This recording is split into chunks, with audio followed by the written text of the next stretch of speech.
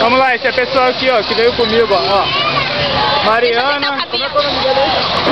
Esse aqui é o Jonathan. É o Jonathan, esse aqui é meu tio, o Colibri. Ele é famoso, ele é famoso. Essa aqui é a Joyce Estátua. A Joyce aí, ó. Esse aqui é o Jefferson. É o Jefferson, que ele mesmo que eu vou te falar. É o cara que mais muda de sala lá no CIEP, é o Jefferson. Saiu de boi.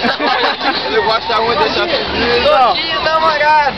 É, esse pessoal aí, ó. Aqui, tudo lá do GP, mano. inverteu a situação, a balança está favorável.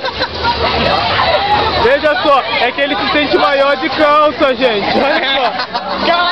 Olha como é que segue. Olha como é que segue, gente. Bora mostrar o rosto, então.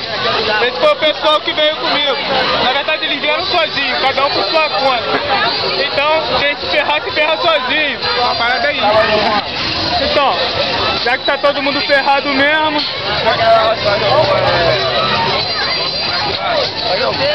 Valeu.